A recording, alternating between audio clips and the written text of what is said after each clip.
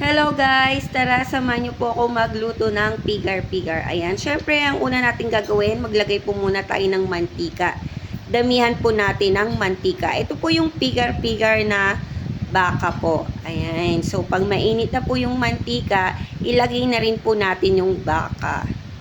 And guys, wag po natin yung overcook yung baka kasi hindi na po siya magiging makunat na po siya guys pag na-overcook po yung baka. Ayan. So, tansyahin na lang po natin guys yung baka para at least okay po siya at makain po natin siya ng mabuti at makain po natin lahat. Syempre.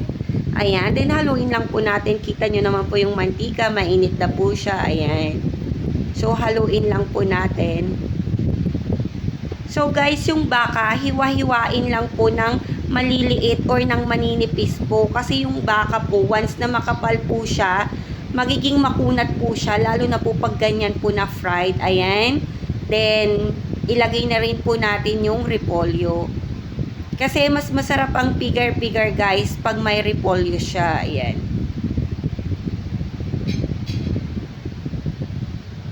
Then, haluin lang natin. Guys, may ano yan na, may repolyo at sibuyas. Ayan, sarap yan guys. Nakakain na ba kayo nan? Pigar-pigar. Ayan.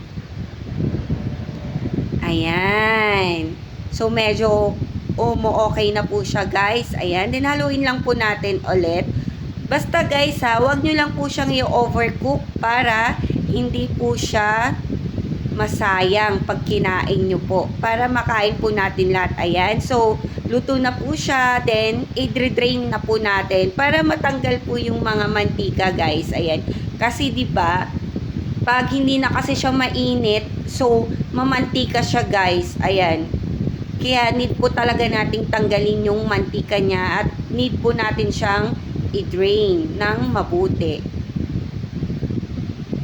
Mga ganyang luto lang guys, mga half cook lang para hindi po siya makunat po. Kasi once na makunat na siya guys, hindi na po natin siya makakain, sayang naman, o di ba? Ayan, so luto na siya guys. Ayan na po ang aking very own na pigar-pigar. Ayan, ganyan lang siya guys, ilagyan lang ng asin, then pepper, then okay na po siya. Ayan. Let's eat na guys. And syempre, ang sibuyas, nakalimutan ko sabihin ang sibuyas o ang onions. Let's eat na guys. Ayan, yummy yummy po. Thanks for watching guys and follow for more. And kung hindi pa po kayo nakapag-subscribe, please subscribe na po. Kasi free lang naman po ang pagsusubscribe guys. Ayan. Thanks for watching. Bye!